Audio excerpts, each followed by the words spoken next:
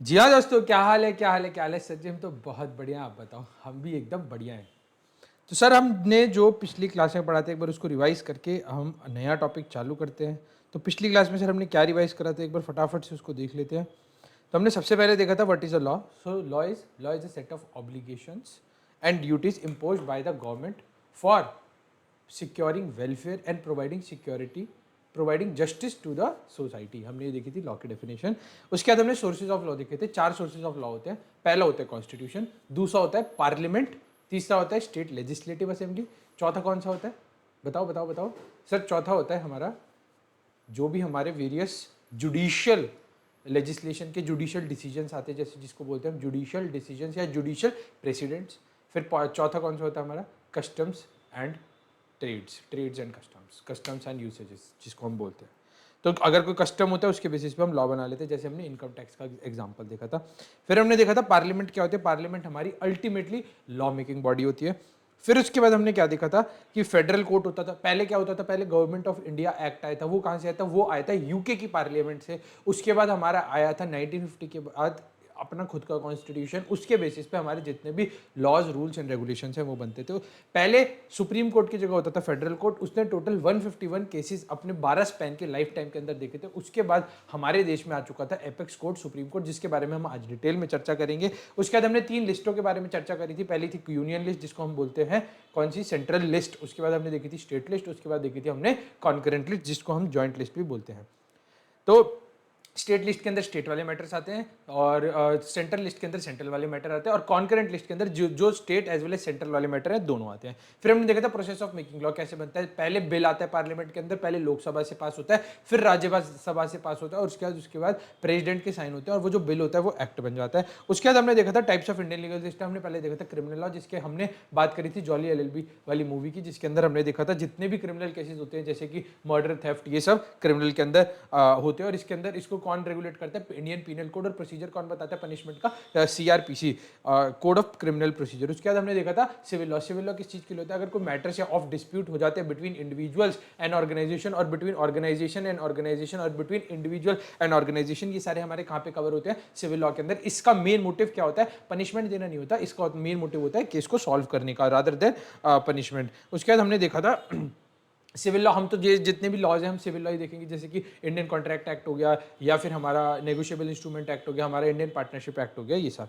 फिर हमने देखा था कॉमन लॉ। कॉमन लॉ क्या होता है, कॉमन लॉ सर हमने देखा था अगर कोई जुडिशियल डिसीजन के बेसिस पे अगर कोई लॉ आता है, जैसे फॉर एग्जांपल कोर्ट ने कोई जजमेंट सुनाई, फॉर एग्जांपल वोडाफोन के केस लॉ के अंदर देखा था 11,000 करोड़ की उन्होंने पेनल्टी लगा दी थी और बेसिकली इनकम टैक्स लगा देते थे। तो वो एक तरह से जुडिशियल प्रेसिडेंट सेट हो गया कि अगर कुछ ऐसा मैटर आगे इन फ्यूचर आएगा तो हमें वो चीज माननी पड़ेगी जो कि सुप्रीम कोर्ट ने बोली है। इसके अंदर हम सुप्रीम कोर्ट ये भी कोई भी कोर्ट ना चेंज नहीं कर सकता लॉ को। हाँ भाई, उसकी इंटरप्रिटेशन को चेंज कर सकता है, तो उसके बेसिस पे जो भी हम ने वो सुप्रीम कोर्ट ने डिसाइड करा है हमें वो मानना पड़ेगा। उसके बाद देखा था हमने प्रिंसिपल्स ऑफ नेचुरल जस्टिस की, भाई सामने वाले को भी हमें पूरे अच्छी तरह से सुनना पड़ेगा और जो कोर्ट है वो कभी भी अपना लॉ चेंज नहीं कर सकती, हाँ भाई, पर उसके अंदर वो डिसीजन अपना जरूर चेंज कर सकती है। उसके बाद हमने देखा था जो भी डिसीजन होता है या जो भी जजमेंट होती है should be supported by evidence. अगर वो सपोर्टेड बाय एविडेंस नहीं होगी वो तुमने प्रिंसिपल्स ऑफ नेचुरल जस्टिस को जो है ब्रीच करा है। उसके बाद हमने देखा था इन्फोर्समेंट ऑफ लॉ। तो सबसे पहले लॉ बनाता कौन है सर, हमने देखा था लॉ बनाता है पार्लियामेंट। तो लॉ मेकर होता है पार्लियामेंट, गवर्नमेंट क्या होती है, लॉ को एग्जीक्यूट करती है, जिसके अंदर सिविल सर्वेंट्स आते हैं बहुत सारे। उसके बाद इंटरप्रेट कौन करता है लॉ को, अगर कोई डिस्प्यूट अराइज हो जाता है तो इंटरप्रेट करते हैं लॉ को हमारी कोर्ट्स। तो ये होती है एप्लीकेशन ऑफ लॉ, जिसको हम बोलते हैं इन्फोर्सिंग द लॉ। हमने देखा था इसके अंदर फिर मिनिस्ट्रीज आती हैं, जो कि अलग अलग मिनिस्ट्रीज, अलग अलग डिपार्टमेंट्स और अलग अलग जगहों के लिए रिस्पॉन्सिबल होती है। इसके अंदर ना हमारी 2 मिनिस्ट्रीज कवर है, मिनिस्ट्री ऑफ फाइनेंस और हमारी कवर है ministry of home affairs. Ministry of finance के अंदर भी 2 चीज़ें कवर आती है हमारी। एक तो आती है हमारा क्या क्या कवर होता है, हमारी 2 चीज़ें कवर है। एक तो मिनिस्ट्री ऑफ फाइनेंस के अंदर हमारे department of ministry of finance के अंदर ये सब कवर्ड है, और एक हमारा है मिनिस्ट्री ऑफ कॉर्पोरेट अफेयर्स। इसके अंदर भी ना हम डिटेल में एक बार चर्चा करेंगे। सबसे पहले ना मिनिस्ट्री ऑफ फाइनेंस की बात करते हैं। अच्छा सर, आज हम नया टॉपिक चालू करें जिसको हम डिपार्टमेंट, और जिसके अंदर हम डिफरेंट मिनिस्ट्रीज और डिफरेंट डिपार्टमेंट जो कि हमारे गवर्नमेंट के अंदर लोग हेड करते हैं, हम एक एक करके उनकी चर्चा करेंगे। तो सर मिनिस्ट्री ऑफ फाइनेंस कौन हेड करता है हमारी गवर्नमेंट में, फिलहाल हमारे गवर्नमेंट में मिनिस्ट्री ऑफ फाइनेंस का डिपार्टमेंट जो है वो हेड कर रही है निर्मला जी, निर्मला ताई। ठीक है, वो क्या कर रही है, वो हमारा मिनिस्ट्री ऑफ फाइनेंस संभाल रही है। अच्छा सर, मिनिस्ट्री ऑफ फाइनेंस के अंदर वो किसकी लेग है, वो किसका पार्ट है सर, वो है ministry with in the government of India. इसके अंदर हमने ही निर्मला जी को इलेक्ट करा था, जिस राज्य से वो खड़ी हुई थी, फिर मोदी जी ने उनको मिनिस्टर बना दिया फाइनेंस का। ऐसी होता है। हमने कल पूरा डिटेल के अंदर देखा था इंडिया का इलेक्शन सिस्टम और इंडिया की गवर्नमेंट का इलेक्शन होता कैसे है। उसके बाद उसके बेसिस पे डिफरेंट मिनिस्ट्रीज दी जाती हैं, जिसके अंदर बड़े बड़े लोग बैठे होते हैं, जैसे अमित शाह हो गया, नितिन गडकरी हो गया, राजनाथ सिंह जो कि डिफेंस संभालते हैं, नितिन गडकरी जो कि हाईवेज का काम संभालता है, फिनेंस मिनिस्टर जो कि निर्मला सीतारमण है। तो ये जितनी बड़ी बड़ी मिनिस्ट्रीज है ये कौन देता है? ये हमारे प्राइम मिनिस्टर जी उनको संभालने के लिए देते हैं कि हाँ भाई आज से मिनिस्ट्री ऑफ फाइनेंस तुम संभालोगे, आज से मिनिस्ट्री ऑफ डिफेंस तुम संभालोगे, मिनिस्ट्री ऑफ रेलवेज तुम देखोगे, मिनिस्ट्री ऑफ एग्रीकल्चर तुम देखोगे। तो उसके बेसिस पे वो जो है मिनिस्ट्री डिवाइड करते हैं। ठीक है, तो ministry of finance is a ministry with in the government of India, government of India के अंदर आती है, concern with the economy of India. ये किससे कंसर्न करती है? बेसिकली जो हमारे इकोनॉमिकल डिसीजंस होते हैं कि भाई हमारा टैक्स कैसा रहेगा। गवर्नमेंट का basically revenue ministry of finance देखती है। पैसा कहाँ से आएगा? पैसा गवर्नमेंट के पास, मेन पैसा गवर्नमेंट के पास, बताओ कहाँ से आएगा? बताओ। देखो, मिनिस्ट्री ऑफ फाइनेंस का काम है पैसे को कमाना, अर्न मनी। अब अर्न मनी कैसे होगी? थ्रू टैक्सेस होगी। और टैक्सेस कैसे कलेक्ट होंगे? Through income tax, sales tax और जीएसटी, ये सब जितने भी हैं, और इनडायरेक्ट टैक्स। अब इनडायरेक्ट टैक्स में तो सब चीज़ आ गई। तो इसका जो रेवेन्यू का भार है ना, ये सारा भार किसके पास होता है? ये होता है मिनिस्ट्री ऑफ फाइनेंस, जो कि आज के डेट में हमारे पास है निर्मला सीतारमण, जो मिनिस्ट्री ऑफ फाइनेंस हमारे इंडिया के अंदर देखती है। तो जितना भी रेवेन्यू का भार है वो किसके पास है आज की डेट में? निर्मला ताई के पास। ठीक है, और वो क्या करती है? वो करती है serving the treasury of India. Treasury क्या होता है? खजाना। और खजाना कैसे भरेगा? जब पैसा आएगा। और पैसा कहाँ से आएगा? इनकम टैक्स से आएगा, इनडायरेक्ट टैक्स से आएगा। देखो एक चीज़ बताता हूँ आपको, अगर आप ये माउस खरीदते हो, अगर आप ये पेंसिल खरीदते हो, ये जो माइक खरीदते हो, शर्ट खरीदते हैं, चश्मा खरीदते हैं, इन सारी चीज़ों पे हम कुछ ना कुछ इनडायरेक्टली टैक्स देते हैं, जिस टैक्स को हम बोलते हैं GST, goods and services tax. अब अल्टीमेटली ये जो टैक्स कलेक्ट कर रही है कंपनीज, ये किसको दे रही है? ये किसको दे रही है? ये दे रही है गवर्नमेंट को। और ये गवर्नमेंट के ट्रेजरी में जा रहा है, जिसको बोलते हैं गवर्नमेंट का खजाने में जा रहा है। ये सारा पैसा हमने हर चीज़ पे टैक्स दे रखा है। अगर आपके घर के अंदर 90% चीज़ें आप देखोगे, आप उसके ऊपर आपने जीएसटी पे किया होगा। और अगर आपने जीएसटी से पहले चीज़ें खरीदी होगी तो आपने कुछ ना कुछ टैक्स जो कि उस टाइम पे लगता होगा वो आपने 100% दिया होगा। अब आप जो कमाते हो ना, आप उस पर इनकम टैक्स देते हो। आप जो खरीदते हो उस पर आप गुड्स एंड सर्विसेज टैक्स देते हो। ठीक है, आप रोड पे चलते हो तो आप टोल टैक्स देते हो। ये सारा जाता कहाँ पे? ये सारा जाता तो गवर्नमेंट के ट्रेजरी में ही है ना, एक गवर्नमेंट के खजाने में ही जाता है। तो उससे क्या होता है सर? उससे बाकी सारे खर्चे होते हैं, जैसे कि सर हाईवेज बनाना, जैसे हॉस्पिटल्स, गवर्नमेंट हॉस्पिटल्स बनाना, गवर्नमेंट स्कूल्स बनाना, गवर्नमेंट के डिफेंस के अंदर पैसा खर्च करना। अभी आपने देखा था इंडिया पाकिस्तान की वॉर होने वाली थी, जो इंडिया पाकिस्तान की जो वॉर हुई थी या होने वाली थी अभी पीछे थोड़े दिन पहले, तो क्या हुआ था वहाँ पे? अब जो डिफेंस सिस्टम है इंडिया का वो स्ट्रांग कैसे हुआ था? हम टैक्स भरते हैं, हमारे टैक्स कलेक्शन के बेसिस पे क्या हुआ था? गवर्नमेंट के पास पैसा आया और गवर्नमेंट ने वो पैसा किस में लगाया? गवर्नमेंट ने वो पैसा अपने डिफेंस में लगाया। जो इंडियन आर्मी को पैसा जाता है, जो एयरफोर्स को पैसा जाता है, जो नेवी को जाता है, वो कहाँ से जाता है? वो गवर्नमेंट के ट्रेजरर से जाता है। और ट्रेजरी क्या? गवर्नमेंट की सबसे बड़ी मिनिस्ट्री ऑफ फाइनेंस, जो कि सबसे ज़्यादा पैसा कमाती है। वो कहाँ से कमाती है सर? वो इनकम टैक्स से कमाती है। देखो इसकी ना साइकिल है, इसकी अगर मैं साइकिल की बात करूँ, नहीं साइकिल है पूरी। देखो पैसा गवर्नमेंट है, ठीक है, गवर्नमेंट। अब ये पैसा कहाँ से कमाएगी? इसको अपना ट्रेजरी भरना है। ट्रेजरी भरना है तो इसके पास दो मेथड है, मेथड और भी हैं। हम मेजर सोर्सेज की बात करते हैं, इनकम टैक्स, जीएसटी, आज भी वैट आता है। ठीक है, वैट आज भी आता है, कलेक्ट होता है कई गुड्स के ऊपर। ठीक है, उसके बाद फाइनेंस होते हैं, पेनल्टीज होती है। गवर्नमेंट ने अपने पीएसयूज भी खोले हुए हैं, जिसमें से बेसिकली मिनिस्ट्री ऑफ फाइनेंस का काम है हर जगह से रेवेन्यू इकट्ठा करना।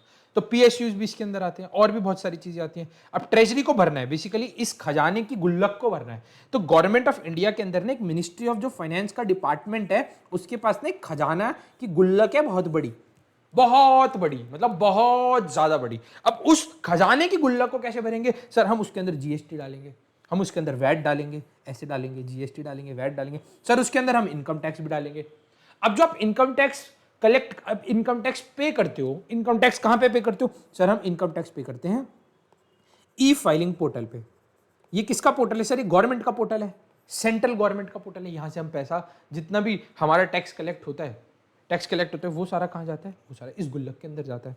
फिर फाइन्स एंड पेनल्टीज जो कि इकट्ठा होती है, जैसे जुर्माने लगते हैं, वो सारा भी यहीं जाता है। फिर उसके PSUs जो बिजनेसेस कर रहे होते हैं, इंडियन गवर्नमेंट, जो देखो हमने गवर्नमेंट कंपनी की डेफिनेशन पढ़ी थी, जिसके अंदर 51% शेयर होल्डिंग किसकी होती है? या तो सेंट्रल गवर्नमेंट की, या फिर स्टेट गवर्नमेंट की, या फिर central government as well as state government की। इन चारों, इन तीनों को, मतलब सेंट्रल गवर्नमेंट को उठा लो, स्टेट गवर्नमेंट को उठा लो, या फिर सेंट्रल गवर्नमेंट और स्टेट गवर्नमेंट जिसके अंदर उनकी होल्डिंग 51% या उससे ज्यादा की होल्डिंग होती है, तो उसके अंदर क्या होता है? इनका जो पैसा होता है वो हम इस ट्रेजरी के अंदर डालते हैं, इस ट्रेजरी के अंदर डालते हैं। तो ये जो पैसा है ये यहाँ डालते हैं, और ये पैसा फिर एलोकेट होता है। इस गुल्लक के बहुत सारे नल लगे हुए हैं, नल जिसको बोलते हैं, टैप नहीं होते, टैप लगे हुए हैं। ये पैसा डिफेंस में खर्च होगा, ये पैसा हमारा मान लो रेलवेज पे खर्च होगा, ये पैसा हाईवेज पे खर्च होगा। तो तुम देख रहे हो मिनिस्ट्री ऑफ फाइनेंस पे ही सारा पैसा है। सबसे बहुत इंपॉर्टेंट पोजीशन होती है मिनिस्ट्री ऑफ फाइनेंस की। जो हमारी निर्मला जी है वो बहुत इंपॉर्टेंट और बहुत बड़ा औहदा लेके बैठे आज की डेट में इंडिया के अंदर। क्योंकि तुम ये देखो ना, ये जितना भी पैसा है इनको फंड किसके थ्रू होगा? फंड तो इन्हीं के थ्रू होगा ना। रेलवे अपना पैसा कमाती है, बट रेलवे के अंदर कोई बड़ा प्रोजेक्ट आया, उसके लिए उसे फिर वापस से मिनिस्ट्री ऑफ फाइनेंस के पास ही जाना पड़ेगा। डिफेंस तो कोई पैसा नहीं कमाती। डिफेंस कमाती पैसा कैसे है? इनके PSUs लगे हुए हैं, जैसे HCL हो गया और बेल हो गया। ये सारी क्या है? भारत इलेक्ट्रॉनिक्स लिमिटेड और हिंदुस्तान एरोनॉटिक्स लिमिटेड। ये पैसा कमाते हैं, बट इतना पैसा नहीं कमाते कि वो फंड कर पाए। वापस से इनको मिनिस्ट्री ऑफ फाइनेंस के पास जाना पड़ेगा। ठीक है भाई।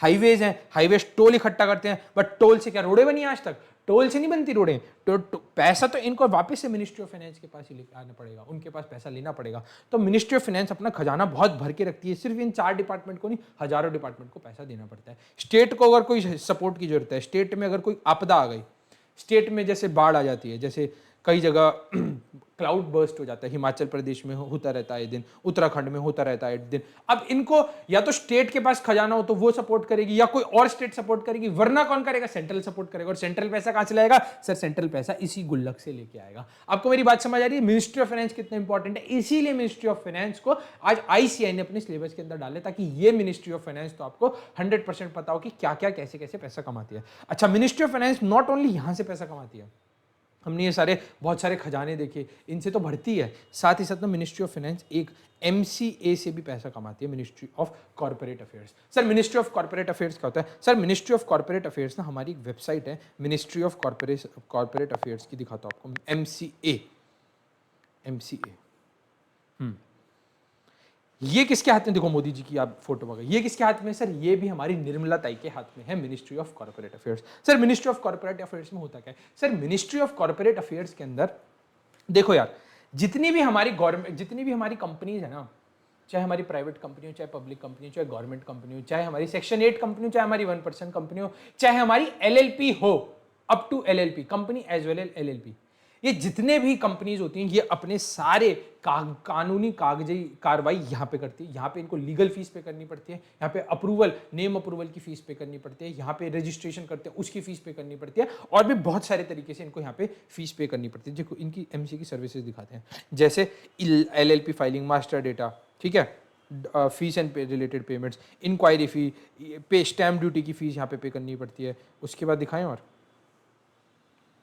ये देखो ये सारी सर्विसेज जो हैं ये प्रोवाइड कराता है। और दिखाते हैं हम आपको, ये जो MCA का पोर्टल है ना, ये भी किसके हाथ में है? ये भी सर हमारा मिनिस्ट्री ऑफ कॉर्पोरेट अफेयर्स जो है हमारा मिनिस्ट्री ऑफ फाइनेंस के हाथ में है। अब देखो और दिखाते हैं हम आपको एडिशनल सर्विसेज, ई जुडिशिकेशन या अपील। अगर आपको अपील फाइल करनी हो तो आपको फीस पे करनी पड़ती है, उसके बाद आप अपील फाइल कर सकते हो। फिर ठीक है, आपको कोई डेटा निकलवाना है उसके लिए आप अपील फाइल कर सकते हो। और एक ना इसकी वो वाली वेबसाइट थी, एक सेकंड दिखाते हैं, रजिस्टर और company forms download, closure company, registration of LLP, आप LLP भी यहीं रजिस्टर कराते हो, ठीक है। उसके बाद क्लोज करानी आपको LLP, वो भी यहीं होती है। नेम रिजर्वेशन भी यहीं होता है, नेम रिजर्वेशन LLP का भी यहीं होता है। देखो निर्मला ताई की फोटो लग रही है, मिनिस्ट्री ऑफ फाइनेंस के अंदर आ रहा है, ये प्रूफ हो गया मिनिस्ट्री ऑफ फाइनेंस। और ये कौन है? हमारे Shri Harsh Malhotra, honourable ministry of state, उनकी फोटो लगी हुई है। तो मिनिस्ट्री ऑफ फाइनेंस के अंदर तो कौन आता है, निर्मला ताई आती है, और हमारे मोदी जी की फोटो सबसे बड़ी है क्योंकि वो तो सरकार ही चला रहे हैं हमारी। तो देखो दोनों की फोटो यहाँ पे आ गई। तो देखा जाए हमारा मिनिस्ट्री ऑफ कॉर्पोरेट अफेयर्स भी कौन संभाल रहा है sir, ministry of corporate affairs भी हमारी मिनिस्ट्री ऑफ फाइनेंस ही संभाल रही है। मिनिस्ट्री ऑफ कॉर्पोरेट अफेयर्स भी हमारी मिनिस्ट्री ऑफ फाइनेंस ही संभाल रही है। तो आपको इससे एक बात क्लियर हो गई होगी, जो मिनिस्ट्री ऑफ फाइनेंस एक बहुत इंपॉर्टेंट एक हमारे लिए मिनिस्ट्री बन जाती है, because ministry of corporate affairs में आए दिन आपका काम पड़ेगा। मैं बताता हूँ क्यों। अब देखो, आप मिनिस्ट्री ऑफ कॉर्पोरेट अफेयर्स की अगर हम बात करें, इसके अंदर हम कंपनी की तो बात कर ही रहे हैं। कंपनी का हमने सब देखा था, रजिस्ट्रेशन से लेकर नेम, रिजर्वेशन एंड एवरीथिंग। तो ये सब एमसीए के थ्रू होता है। कंपनी का काम, कंपनीज एक्ट को जो रेगुलेट है वो मिनिस्ट्री ऑफ कॉर्पोरेट अफेयर्स ही करती है, ये भी मिनिस्ट्री ऑफ फाइनेंस में आता है। एलएलपी को भी रेगुलेट कौन करती है, मिनिस्ट्री ऑफ कॉर्पोरेट अफेयर्स, तो ये भी इसके अंदर ही आता है, मिनिस्ट्री ऑफ फाइनेंस के अंदर। इसलिए मिनिस्ट्री ऑफ फाइनेंस को पढ़ना बड़ा इंपॉर्टेंट हो जाता है। ठीक है, ये दो एक्ट हो गए हमारे जो हमारे इंपॉर्टेंट एक्ट है, जो कि हम इसके अंदर भी पढ़ेंगे, और ये सारे मिनिस्ट्री ऑफ कॉर्पोरेट अफेयर्स के अंदर ही आता है। कंपनी को बनाना, कंपनी को रेगुलेट करना, कंपनी के कोई फॉर्म्स, फाइलिंग्स, उसकी कोई पेनल्टीज है, ये सारी एमसीए के अंदर ही आती है। तो ये हमने देखा कि कुछ तरीके, तौर तरीके जो कि मिनिस्ट्री ऑफ फाइनेंस अपना खजाना भर के जो है रखती है। और भी देखो कौन कौन से सेक्शंस आते हैं। अभी तो मैंने आपको एक बहुत वाइडर सिनेरियो बताया। अब देखो, इन particular it concerns itself with taxation. Taxation में हमने सारी चीजें देख ली, इनकम टैक्स हो गया, प्रॉपर्टी टैक्स हो गया, वैट हो गया, जीएसटी हो गया, मतलब बेसिकली जितने भी इनडायरेक्ट टैक्सेस हैं वो सारे आ गए हमारे। ये सारे कहाँ पे आते हैं सर, ये सारे हमारे मिनिस्ट्री ऑफ फाइनेंस के अंडर आते हैं। फाइनेंशियल लेजिस्लेशन, इसके रिलेटेड लॉ जैसे कंपनीज एक्ट हो गया, है ना, और हमारा जैसे ये एलएलपी एक्ट हो गया, ये सब हमारे किसके थ्रू, इनकम टैक्स एक्ट हो गया, ये सारे हमारे लेजिस्लेशन किसके थ्रू आते हैं, ये हमारे सारे ministry of finance he regulate करते हैं। कोई अमेंडमेंट लानी हो इसमें इनकम टैक्स एक्ट के अंदर, कोई नई नोटिफिकेशन लानी हो, ये सारे कौन रेगुलेट करते हैं, मिनिस्ट्री ऑफ फाइनेंस। फिर उसके बाद financial institution such as RBI, ये कौन रेगुलेट करता है सर, ये भी मिनिस्ट्री ऑफ फाइनेंस रेगुलेट करते हैं। आरबीआई कौन है सर, आरबीआई हमारे यहाँ एक खजाना है जो कि पैसे छापता है। कहाँ कहाँ पे छपते हैं पैसे सर, आपको पता है कहाँ कहाँ पे छपते हैं? ये ना एक बहुत इंटरेस्टिंग नॉलेजेबल बात है। पैसे हमारे इंडिया के अंदर दो जगह छपते हैं, एक नासिक में छपते हैं और एक हमारे छपते हैं आरबीआई प्रिंटिंग करेंसी सिटीज़। देखो, एक नासिक और देवास सेंट्रल इंडिया में और एक वेस्टर्न इंडिया में। नासिक और देवास दो जगह छपते हैं। हमारे जो नोट्स हैं दो जगह छपते हैं, नासिक में और देवास के अंदर। तो ये भी कौन रेगुलेट करता है सर, ये भी हमारी ministry of finance he regulate करती है, आरबीआई ही रेगुलेट करती है। और आरबीआई को कौन रेगुलेट करता है सर, मिनिस्ट्री ऑफ फाइनेंस। भाई देखो, मिनिस्ट्री ऑफ फाइनेंस ने इतने इंपॉर्टेंट क्योंकि भाई गवर्नमेंट का मेजर ट्रेजरी, मेजर पैसा ही मिनिस्ट्री ऑफ फाइनेंस से आता है। बाकी सारे डिपार्टमेंट को तो फंड करता है मिनिस्ट्री ऑफ फाइनेंस। मतलब ministry of finance is like a God father, grand father, God father. वो अपने बेटों को फाइनेंस करता है और उनके पोतों को फाइनेंस करता है, जिसको हम स्टेट्स बोल देंगे एक तरह से। और मेजर जो पैसा तो ग्रैंड फादर, गॉड फादर का हमारे, और गॉड फादर है कौन, मिनिस्ट्री ऑफ फाइनेंस। तो ministry of finance is a God father of India, जो कि पैसा मेजर जितना ट्रेजरी है वो मिनिस्ट्री ऑफ फाइनेंस के अंदर ही आता है। आपको मेरी बात समझ आ रही है? बहुत बहुत इंपॉर्टेंट है ये वाला, बहुत इंपॉर्टेंट। एक सेकेंड पानी पी लेते एक घूंट, बहुत देर हो गई है।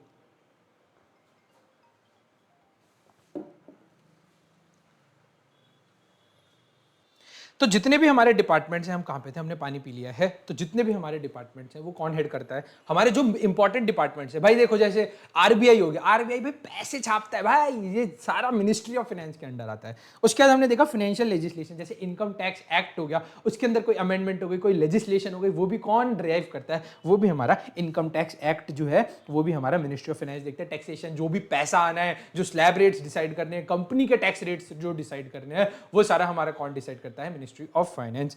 उसके बाद हमारा फाइनेंशियल इंस्टीट्यूशन जैसे आरबीआई को भी रेगुलेट कौन करता है, मिनिस्ट्री ऑफ फाइनेंस। अब हमने देखा कैपिटल मार्केट्स। कैपिटल मार्केट्स में हमारे स्टॉक एक्सचेंजेस आते हैं, जैसे national stock exchange of India या फिर Bombay stock exchange of India, जो हमारे जो सबसे बड़े स्टॉक एक्सचेंजेस हैं। आइडियली मैंने आपको बताया total 7 stock exchanges in India जो कि आज की डेट में ऑपरेशनल हैं, बट हमारे उनमें से दो ही सबसे ज्यादा फेमस है हमारे है, एक तो Bombay stock exchange of India और एक national stock exchange of India. इसको भी कौन रेगुलेट करता है, कैपिटल मार्केट्स को, तो इनको भी हमारा कौन रेगुलेट करता है, हमारी मिनिस्ट्री ऑफ फाइनेंस। वैसे एक बोर्ड और आता है जिसको हम बोलते हैं security exchange board of India, अभी उसके बारे में भी चर्चा करेंगे, ठीक है। सेंट्रल के फाइनेंसेस, स्टेट के फाइनेंसेस सब यही देखते हैं। यूनियन का बजट जो हमारा हर साल बजट आता है, budget budget budget budget budget budget, ये बजट हो गया, वो बजट हो गया। जनवरी के एंड में, फरवरी की स्टार्टिंग में हमारी क्या डिस्कशन होती है, पूरा टाइम सिर्फ बजट बजट बजट बजट। अब ये बजट जो आता है, ये जो बजट है, ये कौन लाता है? ये बजट भी हमारी मिनिस्ट्री ऑफ फाइनेंस लाती है। तो देख रहे हो बजट क्यों आता है? बजट में क्या डिसाइड होता है? सर बजट में डिसाइड होता है, बजट कैसे बनता है? घर का बजट कैसे बनता है ये बताओ सबसे पहले। सर घर का बजट बनता है, हम लगाते हैं सर हमारे घर की इनकम कितनी होगी और हमारे घर के खर्चे कितने होंगे, और उसके बाद जो पैसा बचा फिर हम उसकी सेविंग्स करेंगे, या फिर अगर हमें घूमने जाना होगा तो हम वहां जाएंगे, अगर हमें गाड़ी खरीदनी होगी तो हम वहां जाएंगे। तो ये क्या कर रहे हैं हम अपने घर की फाइनेंशियल प्लानिंग कर रहे हैं। अब घर हो गया बहुत छोटी चीज, घर में 4 जने रहते हैं। अब इंडिया लेवल पे देखेंगे, इंडिया लेवल पे टोटल कितने लोग रहते हैं? 150 करोड़ की जनता है। 150 करोड़ की आबादी आज इंडिया के अंदर रह रही है। उस 150 करोड़ की आबादी को रेगुलेट कौन करता है? सर उस 150 करोड़ की आबादी को हमारी गवर्नमेंट ऑफ इंडिया रेगुलेट करती है। अच्छा, उस 150 करोड़ की आबादी को गवर्नमेंट ऑफ इंडिया रेगुलेट करती है, तो उसके लिए बड़े बड़े मिनिस्टर्स बैठे ऊपर। अब वो जो मिनिस्टर्स है वो फाइनेंशियल प्लानिंग कैसे करेंगे? वो बजट बनाएंगे। वो बजट कैसे बनाते हैं? यही तो बजट आता है। वो उसके बेसिस पे देखते हैं कि हमारा रेवेन्यू, देखो हमें पता है कि हमारी इनकम कैसे होगी, हम इनकम का भी तो अंदाजा लगाते हैं कि हाँ भाई हमारे पापा अगर काम कर रहे हैं तो उनके यहाँ पे बिजनेस में कितना प्रॉफिट हो रहा है हर महीने, और आगे कैसे कैसे बढ़ेगा ये, या सैलरी करे तो आगे कैसे कैसे सैलरी बढ़ेगी, बोनस आएगा। ऐसी कंपनी के अगर हम गवर्नमेंट ऑफ इंडिया की प्रोस्पेक्टिव से देखेंगे तो वो बजट बनाएंगे कहां कहां से हमें रेवेन्यू लेना है, इनकम टैक्स से हमें कैसे रेवेन्यू बढ़ाना है, उसके बेसिस पे स्लैब रेट डिसाइड करते हैं। अगर कंपनी से पैसा कमाना है, उसकी कंपनी का क्या टैक्स रेट लगाएं, उसका स्लैब रेट, उसका परसेंटेज भी कौन डिसाइड करता है? वो भी हमारी मिनिस्ट्री ऑफ फाइनेंस और इनकम टैक्स एक्ट के अंदर जो हमारे यूनियन बजट है ये सारा हमारा परसेंटेज डिसाइड करता है। उसके बेसिस पे हमने लगाया कि हाँ भाई हमारा इस साल 1 लाख करोड़ का रेवेन्यू हो जाएगा, और उसके बाद हमने खर्चे निकाले कि भाई रेलवे को हम इतना फंड करेंगे, डिफेंस को हम इतना फंड करेंगे। उसके बेसिस पे आपने देखे होंगे स्टॉक्स की भी ऊपर नीचे होता है उस दिन जिस दिन बजट आता है। तो ये सारा इफेक्ट कैसे आता है? सर ये बजट की वजह से आता है। बजट कौन लाता है? सर हमारे निर्मला ताई जो कि मिनिस्ट्री ऑफ फाइनेंस है वही हमारा बजट लाती है, जिसको हम बोलते हैं फाइनेंस बिल। और फाइनेंस बिल जब पास हो जाता है उसको बन जाता है फाइनेंस एक्ट, और जिस दिन से वो फाइनेंस एक्ट हमारे ऑफिशियल गैजेट में आता है उस दिन से वो लागू हो जाता है। आपको मेरी बात समझ आई या नहीं? दोबारा से एक बार बोल देता हूं। तो यूनियन बजट कौन लाता है? सर यूनियन बजट हमारी मिनिस्ट्री ऑफ फाइनेंस लाती है, और मिनिस्ट्री ऑफ फाइनेंस में कौन लाता है? निर्मला ताई, जो कि हमारे जितना भी रेवेन्यू होगा, कितना खर्चा एलोकेट किस डिपार्टमेंट को करना है वो डिसाइड करने के बाद हमारे tax rate, tax slab, income tax में जीएसटी में अगर कोई रेट चेंज करना हो, जीएसटी में कोई नया टैक्स रेट लाना हो, इनकम टैक्स के अंदर टीडीएस का कोई नया सेक्शन लाना हो, टीसीएस का कोई नया सेक्शन लाना हो, स्लैब रेट्स डिसाइड करने हो, तो ये सारे कौन करता है? यूनियन बजट के अंदर हमारी मिनिस्ट्री ऑफ फाइनेंस। और उसके बेसिस पे हमारा खर्चा एलोकेट होता है डिफेंस को, खर्चा एलोकेट होता है एग्रीकल्चर को, और कहीं और खर्चा एलोकेट होता है होना होता है तो वहां पे होता है। आपको मेरी बात समझ आई? हाँ या ना? जल्दी से बताइए। Yes sir. देख लो कितनी कितनी एनर्जी लगती है, कितनी एनर्जी लगती है ना? समझ आ गया ना? बस ये बता दो। Yes sir. तो एज अ चार्टर्ड अकाउंटेंट, अब आके चार्टर्ड अकाउंटेंट बन रहे हो, many of your day to day work life will be impacted by this ministry. इसी मिनिस्ट्री की वजह से आपका वर्क लाइफ इंपैक्ट होगा। देखो इनकम टैक्स, टैक्स के अंदर जो काम करेगा, टैक्स के अंदर जो काम करेगा उसके लिए बजट इंपॉर्टेंट है, ठीक है। उसके बाद वो कंपनीज एक्ट के अंदर जो ऑडिट के अंदर काम कर रहा है उसके लिए कंपनीज एक्ट देखना इंपॉर्टेंट है। अगर कोई और फील्ड में भी काम कर रहा है कंपनी एक्ट देखना तो फिर भी इंपॉर्टेंट है, क्योंकि मेजर बिजनेस किसमें हो रहे हैं? कंपनी के अंदर हो रहे हैं। आ जाओ मेरे पास, जल्दी से मेरे पास आ जाओ, एंड इट्स प्रोक्लेमेशन आ जाओ। The ministry is so important that many ministers have preferred to hold the portfolio of finance minister also. इतनी इंपॉर्टेंट मिनिस्ट्री है ना, लड़ रहे होते हैं लोग इस मिनिस्ट्री के लिए, बहुत लोग। ये निर्मला ताई तो बहुत लकी है, इनको मिल गई, बट लोग लड़ रहे हैं इस मिनिस्ट्री के लिए क्योंकि पैसा ही सबसे ज्यादा यहां पे है। सबसे ज्यादा revenue collection treasury of India कहां है? सर मिनिस्ट्री ऑफ फाइनेंस के अंदर। आपको मेरी बात समझ आ रही है या नहीं? जल्दी से बताओ। Yes, sir. So one of the most important function of the finance ministry is the presentation of the union budget, and the annual event is eagerly waited by professionals and common man as it provides for the rates of taxes जो मैंने आपको बताया, slab rate, GST के अंदर कोई tax rate change होगा, and budget allocation for the ensuring year. आपको मेरी बात समझ आई या नहीं? मैंने आपको बहुत डिटेल के अंदर बता दिया है कि कैसे मिनिस्ट्री ऑफ फाइनेंस का पैसा आता है, कैसे खर्च होता है, और कैसे यूनियन बजट के अंदर लगता है। तो अगर आपको शॉर्ट नोट आता है कि अगर मिनिस्ट्री ऑफ फाइनेंस पे अगर कोई शॉर्ट नोट आता है तो आप लिख पाओगे या नहीं? तो लिख पाओगे, कैसे लिख पाओगे? सर मिनिस्ट्री ऑफ फाइनेंस जो है, मिनिस्ट्री गवर्नमेंट ऑफ इंडिया की मिनिस्ट्री, आप हर जगह ये चिपका सकते हो कि मिनिस्ट्री ऑफ फाइनेंस हमारी गवर्नमेंट ऑफ इंडिया की मिनिस्ट्री। इसके अंदर 2 डिपार्टमेंट आते हैं, एक तो मिनिस्ट्री ऑफ फाइनेंस, एक मिनिस्ट्री ऑफ कॉर्पोरेट अफेयर्स, जो मिनिस्ट्री ऑफ फाइनेंस के अंडर ही आता है। उसके बाद हमने देखा कि जो फाइनेंशियल लेजिस्लेशन होता है, टैक्स होता है, हमारा फाइनेंशियल इंस्टीट्यूशन, कैपिटल मार्केट से, ये सब मिनिस्ट्री ऑफ फाइनेंस के अंदर ही आता है। ये जो इवेंट है, यूनियन बजट भी यही लेके आते हैं। तो जितने प्रोफेशनल चार्टर्ड अकाउंटेंट है इनके लिए बहुत इंपॉर्टेंट मिनिस्ट्री होती है, और एनुअल इवेंट जो कि हमारा यूनियन बजट होता है वो भी यही लाते हैं। अब who represented the maximum number of union budgets as a finance minister, देखो इसके ऊपर ऐसे नहीं बनाया, क्वेश्चन पता होना चाहिए। मोरारजी देसाई ने सबसे ज्यादा यूनियन बजट लाए हैं हमारे देश के अंदर, ठीक है। फिर उसके बाद चिदम्बरम जी 9 लाए हैं, और मोरारजी देसाई लाई हैं 10, और उसके बाद प्रणब मुखर्जी लाए हैं 8, Yashwant Sinha and Manmohan Singh 8 and 6 budgets respectively लाए हैं, ठीक है। अब हमारी निर्मलता आने वाली है। अब constitution of ministry of finance, इसके अंदर कौन कौन होते हैं? तो पहले आता है मिनिस्ट्री ऑफ फाइनेंस, देखो is the apex controlling authority of 4 civil central civil services, ये ही कंट्रोल करती है 4 सिविल सर्विसेज को। 4 सिविल बेसिकली जो आईपीएस बनते हैं इन 4 डिपार्टमेंट में। मैं 4 डिपार्टमेंट की बात कर रहा हूं, 1 2 3 और 4। कौन कौन से sir? IRS, Indian revenue service के अंदर जो आईपीएस बनते हैं, मतलब बेसिकली क्या होता है, तुम्हें सिविल सर्वेंट वाला जो पेपर होता है ना, जो आईपीएस के लिए पेपर देते हैं, तुम्हें सीए बनने के बाद आईआरएस का पेपर देना पड़ेगा, और तुम्हें आईआरएस की पोजीशन मिल जाएगी। फिर तुम इनकम टैक्स डिपार्टमेंट के अंदर एज अ सिविल सर्वेंट काम कर सकते हो। और ये डिपार्टमेंट कौन दिखता है, इसकी रिपोर्टिंग को होती है, इसकी रिपोर्टिंग होती है मिनिस्ट्री ऑफ फाइनेंस को। बेसिकली निर्मला सीतारमण जी को आप डायरेक्टली रिपोर्ट करोगे। तो report to ministry of finance in 4 department की कौन कौन सी? Indian revenue service, Indian audit and account services. तो ये भी आपको पहले सीए बनना पड़ेगा, फिर सिविल सर्वेंट का पेपर देना पड़ेगा तब। देखो ऐसा कोई जरूरी नहीं, आप डायरेक्ट पेपर देके भी बन सकते हो, बट अगर यहां बच्चे बैठे तो ऑब्वियसली वो सीए करने तो आए हैं, तो मैं तो उनको यही सलाह दूंगा कि सीए करने के बाद इसके अंदर भी आप घुसने के बाद बहुत स्कोप है, आप डायरेक्टली मिनिस्ट्री ऑफ फाइनेंस के अंदर बजट ऐसी चीजों पर काम करोगे, और उस टाइम पे जब आपका नाम हो जाएगा, नाम, अब मैं भी प्राउड करूंगा कि हाँ भाई मेरा स्टूडेंट था और आज वो आईपीएस या आईआरएस की कुर्सी पे बैठा है। अगर मेरे को कोई काम होगा मना थोड़ी करोगे फिर मेरे को, है ना? मैं आपको फोन घुमाऊंगा, फिर आप बोलोगे सर टाइम लेना पड़ेगा आपको मेरे से। मैं तो खुश हूं उस चीज में भाई, जितने ज्यादा मेरे बच्चे इसके अंदर आएंगे, जितने ज्यादा बड़ी पोजीशंस पे बैठेंगे, मतलब टीचर के लिए और क्या गर्व की बात होगी। नहीं, आ जाओ इंडियन इकोनॉमिक सर्विस, इसके अंदर भी हमें सिविल सर्वेंट का पेपर देना है, इंडियन सिविल अकाउंट से हर जगह। तो ये जो 4 मिनिस्ट्री हैं, जो 4 सिविल सर्वेंट्स हैं, ये कहां पे आते हैं? मिनिस्ट्री ऑफ फाइनेंस को ही रिपोर्ट करते हैं। कौन कौन सी है? Indian revenue service, Indian audit and account services, उसके Indian economic service and Indian civil account services. उसके बाद also apex controlling authority of one of the central commerce services, namely Indian cost and management accountant services. तो ICMA वाले बच्चे, Indian cost and management accounting services भी हमारे यहाँ पे reporting होती है। तो department under the ministry of finance कौन कौन से आते हैं?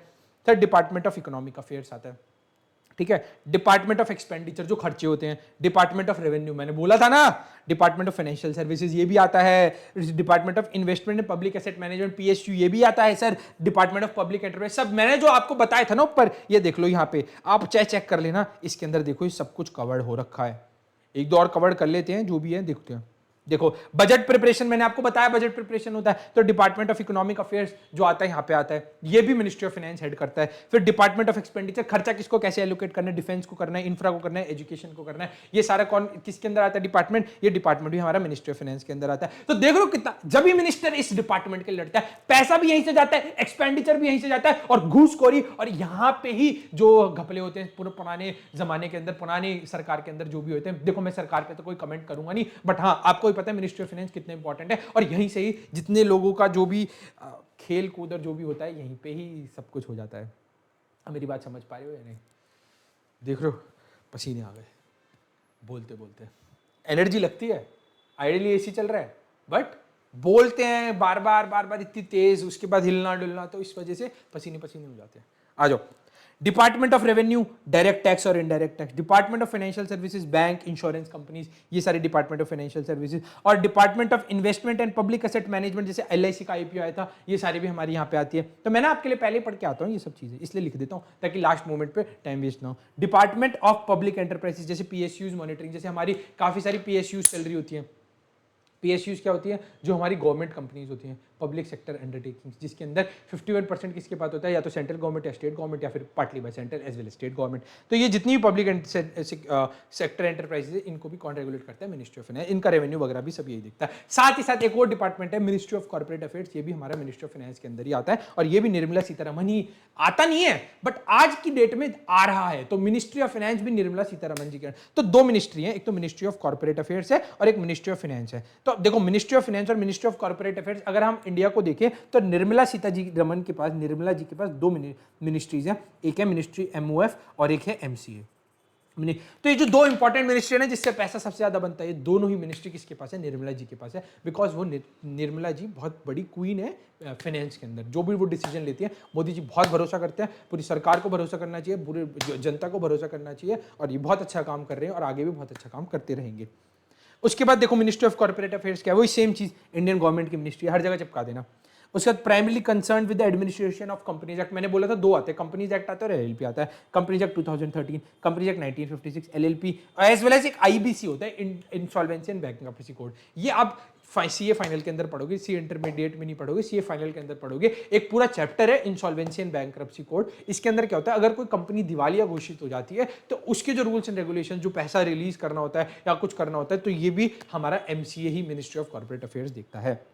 Responsible mainly for the regulation of Indian enterprises in industry and service sector. जितना भी रेगुलेशन होती है इंडियन एंटरप्राइजेज की इन इंडस्ट्रीज के अंदर, ये सब एमसीए ही रेगुलेट करता है। उसका ministry is mostly run by civil servants of ICLS trade, Indian corporate law and services. ये भी जो मैं आपको बता रहा था ना, सिविल सर्वेंट का पेपर देना होता है, तो आप सिविल सर्वेंट का पेपर इन किसी भी फील्ड में दे सकते हो। उसके बाद आपकी कहीं पर पोस्टिंग हो सकती है, डिपेंडिंग अपॉन आपका किसके अंदर स्कोर अच्छा है और किसके अंदर आपका इंटरेस्ट है। बेसिकली आपको पहले क्लियर करना पड़ेगा, उसके बाद ही आप आगे जा पाएंगे। और सीए करने के बाद आपके पास एक प्लस पॉइंट हो जाता है, बिकॉज आपके पास फाइनेंस की नॉलेज बहुत अच्छी आ जाती है। बिकॉज हमने सीए के अंदर सिर्फ फाइनेंस ही फाइनेंस पढ़ा होता है, तो इस वजह से इसके अंदर डिपार्टमेंट में जाना एक चार्टर्ड अकाउंटेंट के लिए आफ्टर क्लियरिंग देयर यूपीएससी का एग्जाम बहुत ईजी हो जाता है। तो आई विल सजेस्ट, अगर कोई बच्चा सीए का एग्जाम दे रहा है, साथ ही साथ अगर वो यूपीएससी की तैयारी करना चाहे आफ्टर सीए फाइनल और मे बी सीए इंटरमीडिएट के इन बिटवीन, तो ही कैन डू। और एक बार वो बन गया तो भाई फिर तो मौज ही मौज है।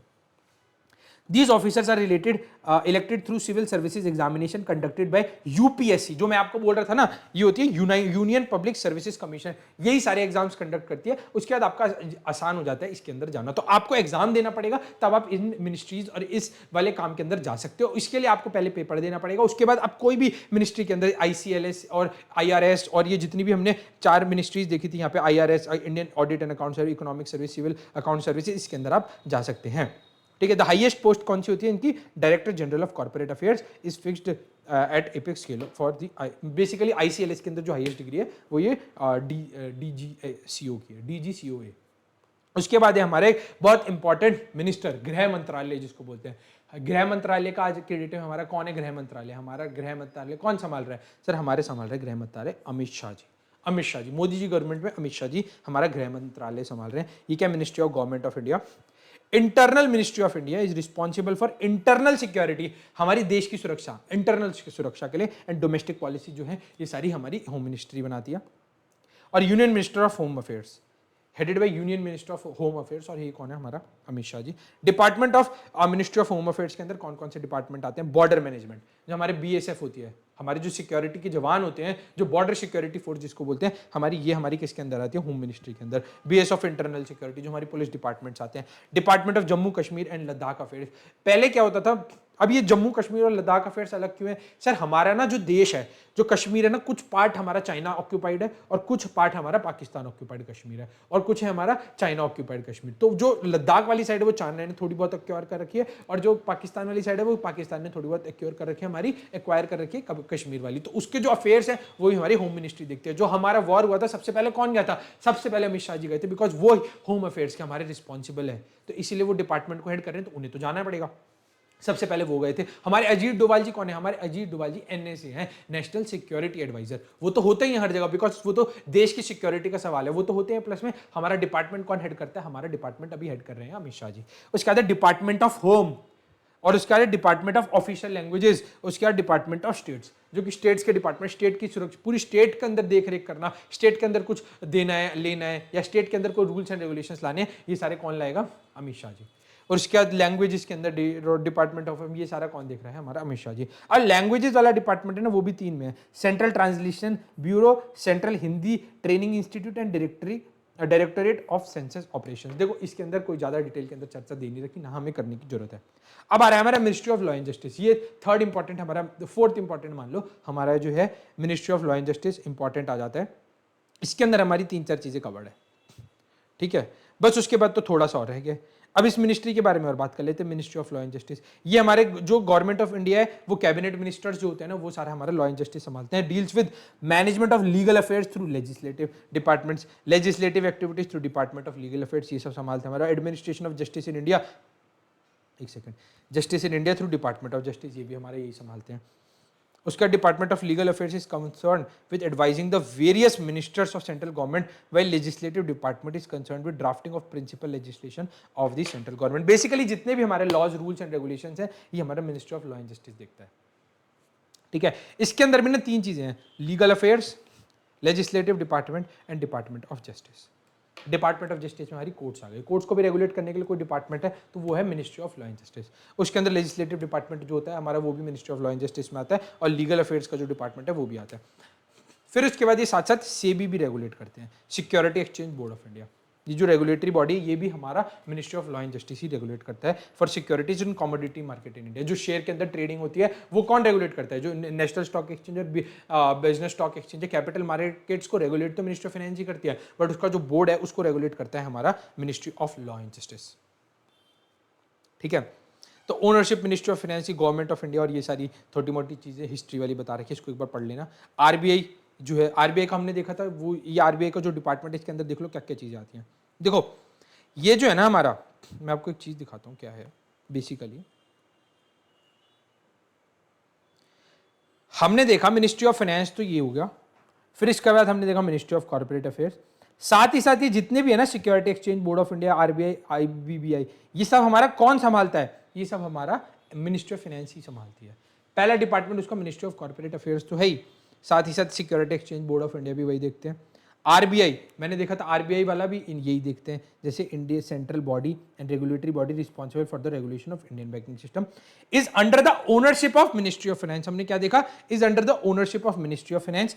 तो आरबीआई भी किसके ओनरशिप में आता है? मिनिस्ट्री ऑफ फाइनेंस के अंदर। एज सेबी भी किसके अंदर आता है हमारा? हमने पहले बात करी थी, एमओएफ के अंदर ही आता है, मिनिस्ट्री ऑफ फाइनेंस। देखो ओनरशिप किसके पास है? मिनिस्ट्री ऑफ फाइनेंस के पास ही है। और हमने देखा था जो ये है मिनिस्ट्री ऑफ कॉर्पोरेट अफेयर्स, ये संभालती तो निर्मला सीतारमन है, बट वो आजकल मिनिस्ट्री ऑफ फाइनेंस से संभालती, तो उनको मिनिस्ट्री ऑफ कॉर्पोरेट अफेयर्स भी दे दिया है, बट ये है बिल्कुल अलग डिपार्टमेंट। बट सेबी हो गया, आरबीआई हो गया, इसकी ओनरशिप कौन लेता है? Ministry of finance. अगर सेबी आता है, आरबीआई आता है, मिनिस्ट्री ऑफ कॉर्पोरेट अफेयर्स तो अलग हो गया। तो ये सारी किसके अंदर आता है? हमारा मिनिस्ट्री ऑफ फाइनेंस के अंदर। Responsible for control, issue, monitoring, supply of Indian rupee के अंदर। तो आप ये इंपॉर्टेंट पॉइंट याद रखना, ये याद रखना, ये याद रखना। उसके बाद ये भी याद रख कर सकते हो कि भाई कंट्री का main payment system works to promote economic development, ये सब भी हमारा कौन देखता है? मिनिस्ट्री ऑफ, ये आरबीआई देखता है हमारा, और वो कौन देखता है? Ministry of finance. ठीक है, उसके बाद 2 सिटीज जो मैंने आपको बताई थी, एक तो नासिक होती है और एक देवास होती है। यहाँ पे हमारे इंडियन रुपीज और इंडियन करेंसी छपती है। ठीक है, आरबीआई स्टैब्लिश करते हैं national payment corporation of India as one of its special division to regulate the payment and settlement of India. ये आपको याद करने की जरूरत नहीं, यही कर लोगे हो भी जाएगा, इससे हो जाएगा। लास्ट है हमारा insolvency and bankruptcy board of India, और ये भी हमारा कौन संभालता है? ये भी हमारी मिनिस्ट्री ऑफ फाइनेंस संभालती है। ठीक है, बस इसके अंदर भी आप यही लिख देना। बाकी की it covers companies, LLP, partnership firms, और इसके अंदर ये सब देखती है, आईबीसी देखती है, और एस्टेब्लिश हुआ था 2016 के अंदर। ठीक है, उसके बाद is regulator overseeing insolvency proceeding entities like insolvency professionals, insolvency and professional. तो बेसिकली ना, कभी भी कोई एंटिटी इंसॉल्वेंट होती है तो इंसॉल्वेंसी प्रोफेशनल, जो कि गवर्नमेंट ऑफ इंडिया अपॉइंट करती है, वो अपॉइंट करती है इस मिनिस्ट्री के थ्रू, और ये मिनिस्ट्री कौन संभालता है? Ministry of finance. तो आईबी हमारा जो बोर्ड है वो भी मिनिस्ट्री ऑफ फाइनेंस ही संभालती है। तो बेसिकली ये दो चार चीजें संभालती है मिनिस्ट्री ऑफ फाइनेंस, इसलिए बहुत इंपॉर्टेंट और बहुत बड़ा मिनिस्ट्री हो जाती है, इसलिए ही सारे लोग इसके ऊपर लड़ रहे होते हैं। तो देखो हमने मिनिस्ट्रीज के बारे में बहुत सारी चर्चा करी आज, 40 मिनट लग गए भाई, 38 मिनट टोटल, जिसके अंदर हमने मिनिस्ट्री ऑफ फाइनेंस देखा। चलो अब छोटा सा एक ब्रेक लेते हैं, उसके बाद कंटिन्यू करेंगे। हमारा जो लास्ट टॉपिक रह गया इसमें 15-20 मिनट और लगेंगे, इसको खत्म करके आज का टॉपिक यहीं समाप्त करते हैं। ठीक है, तो let's have a short break of 5 minutes.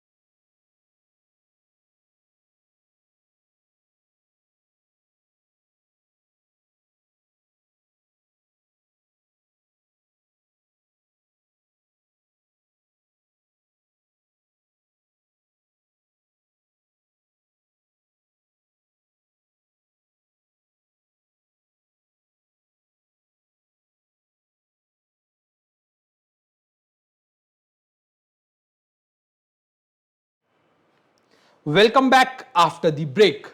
Let's get started sir. तो सर अभी तक हमने क्या पढ़ा था? अभी तक सर हमने जितनी मिनिस्ट्री ऑफ फाइनेंस की डिपार्टमेंट्स थे और जितने भी हेड करते हैं आरबीआई सीबी वगैरह हमने सब देखे थे। अब हमारा जब हम चलते हैं, हम सिर्फ लास्ट टॉपिक हमारा जो बचा है और आज ये चैप्टर हो जाएगा अब हमारा खत्म। Structure of Indian judicial system. Sir structure of Indian judicial system क्या है, कैसे है, क्यों है, क्या है, सब देखते हैं। सबसे पहले इसकी डेफिनेशन क्या बोलती है structure of judicial Indian judicial system की? ये बोलती है if there is a dispute between citizens और between citizens and the government, these disputes are resolved by judiciary। ये देखो, या तो लड़ाई होगी बिटवीन सिटीजंस, सिटीजंस में ऑर्गेनाइजेशंस वगैरह सब आ गए, इंडिविजुअल्स ऑर्गेनाइजेशन, या तो लड़ाई होगी सिटीजंस के बीच में, या फिर लड़ाई होगी गवर्नमेंट के बीच में और सिटीजंस के बीच में, या फिर दो गवर्नमेंट के बीच में लड़ाई होगी। तो इन सारे सिस्टम, इन सारे जुडिशियल सिस्टम को कौन रेगुलेट करता है? हमारी जुडिशरी। जुडिशरी, हमारी जुडिशरी इनको रेगुलेट करती है। तो अगर कोई लड़ाई झगड़ा होता है या कोई मतभेद होता है किसके बीच में? सिटीजंस के बीच में या फिर सिटीजंस एंड गवर्नमेंट के बीच में, तो these disputes are resolve by judiciary. इनके फंक्शंस क्या हैं? सबसे पहला है interpretation of the act and codes. वो इंटरप्रेट करेंगे कोड्स की, भाई वो पहले एक्ट को इंटरप्रेट करेंगे, फिर ये देखेंगे दोनों पक्षों का सुनेंगे, सिटीजन ने बोला, दूसरे सिटीजन ने बोला, या फिर सिटीजन ने बोला, दूसरी गवर्नमेंट ने बोला, या फिर गवर्नमेंट ने बोला, दूसरी गवर्नमेंट ने बोला। अब इनके दोनों के पक्ष सुनने के बाद वो लॉ को सबसे पहले इंटरप्रेट करेंगे, फिर डिस्प्यूट को रिजॉल्व करेंगे, उसके बाद साथ ही साथ promotion of fairness among the citizens of the land. अगर दूसरे पहले सिटीजन की सुनी, दूसरे सिटीजन की सुनी, लॉ को देखा, बोला कि हाँ ये सिटीजन सही है, ये लिखा कोर्ट ने, उसके बाद ये जो डिसीजन है ये दोनों सिटीजन्स के ऊपर लागू हो जाएगा। मतलब उसने बोला कि मान लो जमीन पे झगड़ा था दो भाइयों के बीच में, एक भाई आया कोर्ट पे केस करने दूसरे भाई के ऊपर, एक भाई ने बोला कि ये जमीन मेरी नाम पे है, दूसरे भाई ने बोला ये जमीन मेरे नाम है। उसके बाद कोर्ट ने देखा कि दोनों की कागजी कार्रवाई देखी, उसके बाद पता चला ये जमीन तो इस भाई के नाम है, तो इस भाई के नाम करके कोर्ट ने ऑर्डर दे दिया। अब ये वाला जो भाई है ये भी इस भाई के ऊपर कोई और केस नहीं कर सकता, बिकॉज कोर्ट ने ऑलरेडी डिसीजन सुना दिया है। अगर वो सेटिस्फाई नहीं है डिस्ट्रिक्ट कोर्ट के डिसीजन से, तो वो हाई कोर्ट चला जाएगा, फिर अपेक्स कोर्ट जैसे सुप्रीम कोर्ट चला जाएगा। वो बहुत रेयर मैटर्स के अंदर जाते हैं। हम पहले सबसे पहले ये देखेंगे कि क्या है हायरार्की हमारी और इनके क्या क्या फंक्शंस हैं। तो अगर कोई लड़ाई होती है सिटीजन्स के बीच में या फिर सिटीजन और गवर्नमेंट के बीच में या दो गवर्नमेंट के बीच में लड़ाई होती है, तो इनको डिस्प्यूट रिजॉल्व कौन करता है? हमारी जुडिशरी सिस्टम। तो हमारी जुडिशरी सिस्टम के तीन मेन फंक्शंस हैं। सबसे पहला फंक्शन क्या है हमारी जुडिशरी सिस्टम का? Interpretation of act and codes. दूसरा हमारा मेन इंपॉर्टेंट फंक्शन जो हमारी इंडियन जुडिशरी सिस्टम का क्या है? वो है हमारा डिस्प्यूट रेजोल्यूशन। और तीसरा है promotion of fairness among citizens of the land. Promotion of fairness among the citizens of the land basically क्या है? हम प्रमोट करेंगे ना फेयरनेस की, हम अनबायस्ड डिसीजन देंगे। ये तो नहीं एक तरफा डिसीजन देना, हमने सब कुछ सुना, हमने सारे कोड्स देखे, हमने कोड एथिक्स देखे, हमने सारे एविडेंसेस देखे, फिर हमने दोनों पक्षों की सुनी, उसके बाद हमने डिसीजन लिया कि हाँ भाई ये जमीन है जो ए भाई के नाम होनी चाहिए, बी भाई का कोई लेना देना नहीं है इससे।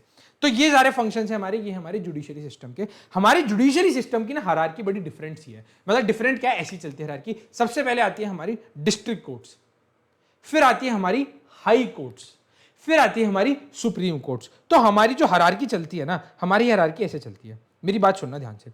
सबसे पहले आती है हमारी डिस्ट्रिक्ट कोर्ट।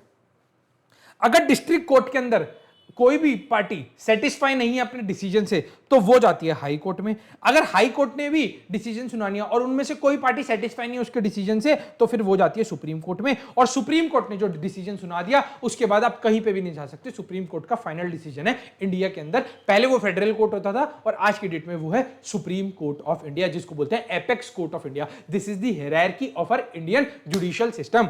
तो आ जाओ मेरे पास, एक बार फटाफट से इसके जुडिशियल सिस्टम की हायरार्की को देख लेते हैं। सबसे पहले सबसे ऊपर है टॉप मोस्ट हमारा supreme court is the top authority, followed by high courts and district courts. तो पहले डिस्ट्रिक्ट कोर्ट, फिर हमारा high court and then supreme court. तो decision of high court are binding in the respective state but are only persuasive in other states, and decisions of the supreme court are binding on all the high courts under article 141 of the Indian constitution. In fact a supreme court decision is the final word in the matter. A supreme court का जो decision होता है वो final verdict होता है। Supreme court के बाद कुछ भी नहीं चलता। Supreme court is the final decision making authority in India. अगर सुप्रीम कोर्ट ने जो बोल दिया उसके बाद मैं अपने आप की भी नहीं सुनता। सुप्रीम कोर्ट ने बोल दिया ना, सुप्रीम कोर्ट ये बोलता है है मैंने जो फैसला सुना दिया उसके बाद मैं अपने आप की भी नहीं सुनता, तो supreme court is the apex authority और सबसे बड़ा डिसीजन मेकर है। एक बार सुप्रीम कोर्ट ने जो डिसीजन ले लिया उसके बाद वो डिसीजन फाइनल, पत्थर की लकीर जैसे लक्ष्मण रेखा खींच दी है, इसके बाद कुछ भी नहीं हो सकता है। ये फाइनल डिसीजन है, कुछ भी नहीं हो सकता है, सुप्रीम कोर्ट का फाइनल डिसीजन है, फाइनल फाइनल फाइनल। आपको मेरी बात समझ आई? तो पहले डिस्ट्रिक्ट कोर्ट ने डिसीजन सुनाया, नहीं सेटिस्फाइड तो हाई कोर्ट पे गए, नहीं सेटिस्फाइड तो सुप्रीम कोर्ट पे गए, अगर इससे भी नहीं सेटिस्फाइड तो कुछ भी नहीं हो सकता, सुप्रीम कोर्ट ने जो बोल दिया वो बोल दिया। आपको मेरी बात समझ आई या नहीं? चलो आ जाओ। तो सुप्रीम कोर्ट क्या है? हमारी एपेक्स बॉडी। अच्छा, इसके अंदर हमने यहाँ पे नोट्स बना रखे हैं, यहाँ से देखते हैं, आ जाओ। तो इंडियन जुडिशियल सिस्टम है जो हमारा इंडियन जुडिशियल सिस्टम है, उसके अंदर अगर डिस्प्यूट्स आते हैं कोई भी सिटीजन्स के बीच में या फिर सिटीजन और गवर्नमेंट के बीच में, तो इन डिस्प्यूट्स को कौन रिजॉल्व करती है? Judiciary system. इसके 3 फंक्शंस हैं, इंटरप्रिटेशन ऑफ एक्ट्स, उसके बाद dispute resolution as well as promotion of fairness among the citizen, जो हमने देखा था। अब सुप्रीम कोर्ट की बात करते हैं तो सुप्रीम कोर्ट हमारे इंडिया के अंदर सबसे ऊपर top most authority apex body है। पहले इसके अंदर 7 मेंबर्स होते थे including chief justice of India. आज की डेट में सिंस देखो, मैं आपको ना एक चीज और बताता हूं, जैसे जैसे पॉपुलेशन बढ़ेगी वैसे वैसे लड़ाई झगड़े बढ़ेंगे, जैसे जैसे पॉपुलेशन बढ़ेगी वैसे वैसे लड़ाई झगड़े बढ़ेंगे। तो सुप्रीम कोर्ट में पहले 7 लोग होते थे, अब सुप्रीम कोर्ट में 34 लोग हैं including chief justice of India. पहले होते थे 7 लोग including chief justice of India, मतलब 7 जजेस 7 members including chief justice of India. आज की डेट में यहाँ पे 34 मेंबर्स प्रेजेंटली है including chief justice of India. और अगर किसी आम आदमी को पिटीशन फाइल करना हो, वो under article 32 of constitution of India जो है अपना रेट पिटीशन फाइल कर सकता है सुप्रीम कोर्ट के अंदर। तो सुप्रीम कोर्ट के अंदर हमने यही देखा, सुप्रीम कोर्ट क्या हमारी एपेक्स बॉडी है, chief justice of India highest authority होती है अंडर आर्टिकल 126, और सुप्रीम कोर्ट एस्टैब्लिश हुआ था 26 जनवरी 1950 को। उसके बाद प्रिंसिपल बेंच होती है सुप्रीम कोर्ट की, consist of 7 members including chief justice of India. आज की डेट में ये नंबर इंक्रीज होकर 34 हो चुका है including chief justice of India due to rise in the number of cases and workload. अब वर्कलोड बढ़ चुका है तो लोग जैसे जैसे लोग बढ़ेंगे तो केस बढ़ेंगे, वर्कलोड बढ़ेगा, और वर्कलोड बढ़ेगा तो हमारे को वर्क लोग बढ़ाने पड़ेंगे, तो इसलिए 34 लोग करते हैं, पहले 7 लोग होते थे। पहले भाई पॉपुलेशन कम, लड़ाई झगड़े कम, अब हर चीज में किसी की गाड़ी हल्की सी टक्कर हो जाए ना, मैं आपको ना एक इंसिडेंट बताता हूं, अब मानोगे नहीं, मैं गाड़ी में चल रहा था और हुआ क्या, हल्का सा किसी स्कूटी वाले का पैर टच हो गया गाड़ी से, भाई वो लड़ने आ गया मेरे से, मारने लग गया उस पे गेट पे। उसके बाद मैं अगले दिन उसके घर पे गया और कंप्लेंट करी कि भाई ऐसे नहीं होता, जैसे आप क्या कर रहे थे, आप मारना चालू हो गए थे गाड़ी के ऊपर। तो मैंने उसकी कंप्लेंट करी, तो वो बंदा फिर शांत हुआ, मतलब उसे भी लगा कि हाँ भाई चलो ठीक है, ये सर ऐसे कुछ नहीं थे, ये जो चल रहे थे कि उन्हें लग रहा होगा कि भाई ये तो कोई भी ऐसे चलते फिरते किसी को भी मार दे। तो भाई मैंने उसकी अच्छे से उतार दी थी फिर उसके बाद कि भाई ऐसे नहीं होता, कि अगर तुम चल रहे हो रोड पे और हल्की सी टक्कर हो भी गई तो भाई मैंने सॉरी बोला, उसके बाद तुम गाड़ी पे मार कैसे सकते हो, मैं सॉरी बोला, मैंने कहा फिर ठीक है। तो भाई मैं आपको ये बताना चाह रहा हूँ कि आज की डेट में जितनी ज़्यादा पॉपुलेशन होगी, लोगों के अंदर गुस्सा बढ़ता जा रहा है, लोगों के अंदर ना घमंड आता जा रहा है, जैसे जैसे पैसा आता जा रहा है। लोग समझते नहीं है कि भाई इस घमंड से कुछ होगा नहीं, लोग समझते नहीं है कि लड़ाई झगड़े से कुछ नहीं होगा, पीस बनाए रखो, शांति बनाए रखो, बट नहीं, लोगों को तो लड़ना है। तो मैं यही बता रहा हूँ, जितनी ज़्यादा पॉपुलेशन बढ़ेगी उतने ज़्यादा लड़ाई झगड़े बढ़ेंगे, उतने ज़्यादा वर्कलोड बढ़ेगा। तो इस चक्कर में 7 लोग से 34 लोग कर दिए including chief justice of India. और अगर किसी को रिट पिटीशन लगानी है, अगर कोई इंडिविजुअल को भी, तो वो लगा सकता है अंडर आर्टिकल 32। अब हाई कोर्ट के अंदर क्या है, हाई कोर्ट का भी एक बार समरी देख लेते हैं। हाई कोर्ट में क्या है, स्टेट और यूनियन टेरिटरी लेवल पे अगर कोई स्टेट होती है ना, उसका हाई कोर्ट होता है। तो पहले डिस्ट्रिक्ट होती है, जैसे फॉर एग्जांपल फरीदाबाद की डिस्ट्रिक्ट कोर्ट होती है, फरीदाबाद की डिस्ट्रिक्ट कोर्ट से कोई बंदा डिसीजन से सेटिस्फाइड नहीं है तो फरीदाबाद हरियाणा स्टेट में आता है, हरियाणा की हाई कोर्ट में जाएगा, उससे सेटिस्फाइड नहीं है वो इंडिया की सुप्रीम कोर्ट में जाएगा। तो हाई कोर्ट्स होती है हर स्टेट की, सुप्रीम कोर्ट होती है इंडिया की एक, और डिस्ट्रिक्ट हर एक डिस्ट्रिक्ट की होती है। तो इंडिया के अंदर टोटल 25 हाई कोर्ट्स हैं, बट कुछ स्टेट्स हैं जिसके अंदर वो हाई कोर्ट शेयर करते हैं। इसमें से टोटल 6 स्टेट है जो कि हाई कोर्ट शेयर करते हैं। पंजाब हरियाणा अपनी एक हाई कोर्ट शेयर करते हैं जिसका नाम है चंडीगढ़ हाई कोर्ट, ठीक है। उसके बाद असम नागालैंड भी अपनी एक हाई कोर्ट शेयर करते हैं। अरुणाचल प्रदेश और मिजोरम भी अपनी एक ही हाई कोर्ट शेयर करते हैं। इनकी अलग अलग हाई कोर्ट है, जैसे पंजाब हरियाणा की चंडीगढ़ है, ऐसी इनकी भी, इनकी कैपिटल वाली हाई कोर्ट एक ही हाई कोर्ट है और एक ही हाई कोर्ट ये शेयर करते हैं। तो पंजाब हरियाणा की जो कैपिटल है, पंजाब की कैपिटल क्या है सर चंडीगढ़, हरियाणा की कैपिटल क्या है सर चंडीगढ़, और इनकी जो हाई कोर्ट है वो भी चंडीगढ़ ही है, Chandigarh high court of India, Chandigarh high court basically. तो टोटल 25 हाई कोर्ट है इंडिया के अंदर, और अगर किसी को पिटीशन लगानी है इंडिविजुअल को, वो आर्टिकल 226 के अंदर पिटीशन जो है लगा सकता है। तो highest court of appeal in each state and union territory is the high court and article 214 of the Indian constitution states that there must be high court in each state, but total 6 state है जो कि high court को है, और union जो 6 state और union territory है उनमें से 6 स्टेट ऐसी है जिनका एक ही हाई कोर्ट है, वरना हर एक स्टेट का और एक यूनियन टेरेटरी का अलग अलग हाई कोर्ट है। 6 स्टेट्स मैंने आपको ये बता दिए, अगर आपको नाम लिखने लिख लो, वैसे कोई पूछेगा नहीं। पंजाब, हरियाणा, अरुणाचल प्रदेश और मिजोरम, और असम और नागालैंड। असम नागालैंड एक, अरुणाचल प्रदेश और मिजोरम एक, और हरियाणा पंजाब एक, ठीक है। An individual can seek remedies against violation of fundamental rights in the high court by filing writ petition under article 226। तो हमने ये सारी चीजें यहाँ पे डाल दी है कि अगर कोई रिट पिटीशन लगानी इंडिविजुअल को, वो अंडर आर्टिकल 226 लगा सकते हैं। 25 हाई कोर्ट्स हैं इंडिया के अंदर, और highest eight state and union territory level होती है हमारी हाई कोर्ट। उसके बाद आती है डिस्ट्रिक्ट कोर्ट। डिस्ट्रिक्ट कोर्ट क्या होती है? जो हाई कोर्ट से नीचे जो सिंगल डिस्ट्रिक्ट की होती है, तो बिलो द हाई कोर्ट होती है। तो ये उसके बाद डील विद सिविल मैटर्स, इसमें क्रिमिनल मैटर्स नहीं, इसमें सिविल मैटर्स होते हैं।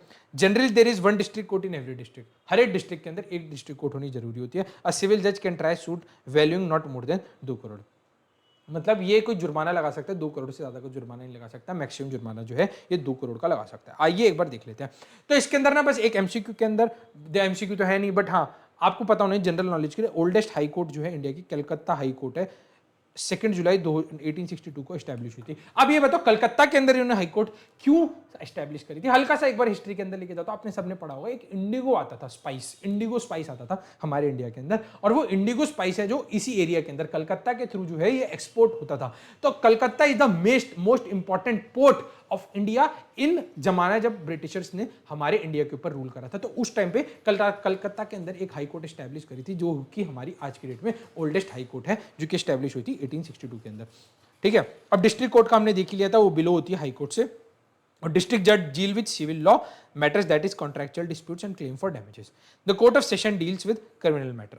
अगर आपको क्रिमिनल मैटर में डील करना है तो कोर्ट ऑफ सेशंस है वो डील करती है। वो होती डिस्ट्रिक्ट कोर्ट के अंदर ही है, बट अलग से उनके जजेस होते हैं, अलग से उनकी होती कोर्ट रूम के अंदर ही है, कोर्ट भी वही होती है, बट उनके जो जजेस होते हैं, उनके जो वकील होते हैं वो अलग होते हैं, और मैटर्स वो कोर्ट ऑफ सेशंस देखती है, ठीक है। सिविल जज can try suits valuing not more than ₹2 crore, इससे ऊपर के वो सिविल उसके ऊपर जाएंगे नहीं, ठीक है। बस यही था इसके अंदर। Jurisdiction means the power to control.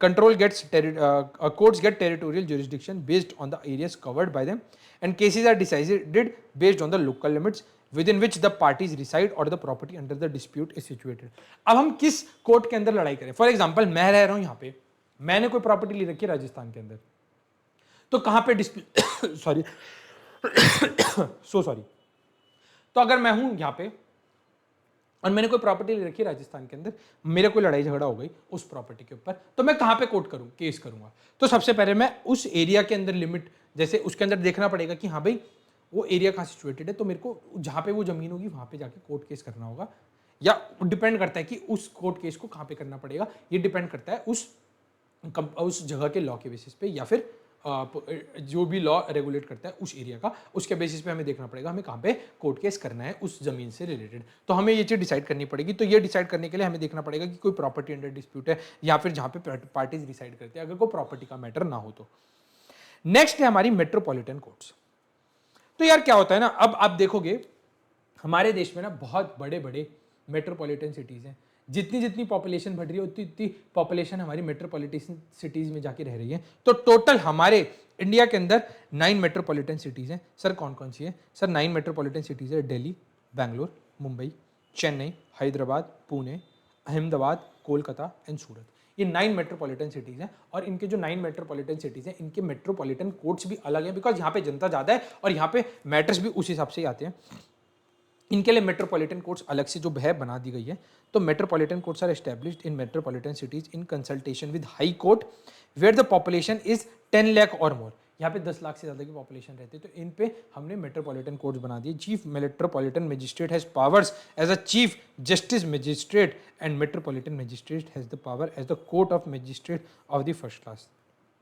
तो बेसिकली मेट्रोपॉलिटन, अब यहाँ पे क्यों बनाई है? Metropolitan courts are established in metropolitan cities where population 10 lakh से ज़्यादा हो, और इंडिया के अंदर टोटल 24 मेट्रोपॉलिटन कोर्ट्स हैं। वैसे मेट्रोपॉलिटन सिटीज हमारे इंडिया के अंदर 9 है, बट कोर्ट हमारी मेट्रोपॉलिटन कोर्ट्स 24 है, बिकॉज ऐसा तो है नहीं कि सिर्फ इन्हीं जगहों पे 10 लाख से ज़्यादा की पॉपुलेशन रह रही है, इससे ज़्यादा भी 10 लाख से ज़्यादा की पॉपुलेशन रह रही है, बट इनको हम मेट्रोपॉलिटन सिटीज़ बोलते हैं। बट जिस सिटी या फिर जिस डिस्ट्रिक्ट के अंदर 10 लाख से ज़्यादा की पॉपुलेशन है, उसके अंदर हमने मेट्रोपॉलिटन कोर्ट्स भी खोल दिया, बिकॉज जहाँ पे 10 लाख से ज़्यादा, देखो जितने ज़्यादा लोग उतने ज़्यादा केस लॉस, जितने ज़्यादा लोग उतनी ज़्यादा लड़ाई झगड़ा और उतने ज़्यादा केसेस होंगे। तो इसलिए 10 लाख से ऊपर के लिए एक मेट्रोपॉलिटन कोर्ट अलग से बना दिया, डिस्ट्रिक्ट कोर्ट तो है, मेट्रोपॉलिटन कोर्ट भी बना दिया कि हाँ भाई इसके अंदर भी हम जो है डिसीजंस मेकिंग करेंगे और इसके अंदर भी हम केस फाइल कर सकते हैं। तो ये छोटा सा चैप्टर था, आज हमारा ये वाला चैप्टर भी खत्म हो चुका है। देखो आईसीआई ने इसके अंदर बहुत डायरेक्ट क्वेश्चन पूछे हैं, जैसे कि ये बता दो जुडिशियल फंक्शन, जिसके अंदर कोर्ट्स की पूरी डेफिनेशन पूछ ली थी, और जैसे कि इसके अंदर फंक्शंस बता दो कोर्ट के क्या होते हैं, या फिर उन्होंने मिनिस्ट्री के ऊपर भी सवाल पूछ लिया, और या फिर इन्फोर्सिंग ऑफ लॉ के अंदर भी इसमें से आएगा, तो डायरेक्ट क्वेश्चन ही आएगा, तो टेंशन घबराने लेने की जरूरत नहीं, हमने अच्छे से इस चीज़ को समझ लिया और याद भी हो जाएगा एक दो बार पढ़ोगे तो, और जैसे जैसे मैंने पढ़ाया इसको एक दो बार इसको देख भी लोगे तो भी याद हो जाएगा। इसकी रिवीजन वीडियो भी मैं डाल दूंगा, उसके बाद आपको कोई दिक्कत नहीं है कि इस चैप्टर में हार्डली आए क्वेश्चन तो आए, हो सकता है क्वेश्चन ना भी है, तो जितना हमें टाइम लगाना था हमने लगा दिया, इससे ज़्यादा टाइम लगाने का कोई सेंस नहीं है। और इस क्लास को आज हम यहीं समाप्त करते हैं। Thank you so much, take care, I love you, bye bye. और अच्छे से रिवाइज कर लेना, और जो भी समझ नहीं आ रहा तो प्लीज़ मेरे को टेलीग्राम करो, व्हाट्सएप करो, जैसे भी करो, मैं दोबारा से अपना व्हाट्सएप का नंबर यहाँ पे डाल देता हूँ, ठीक है, कर लेना 359992645535, कोई दिक्कत नहीं है। Let's connect and let's discuss. Thank you so much, take care, I love you, bye bye.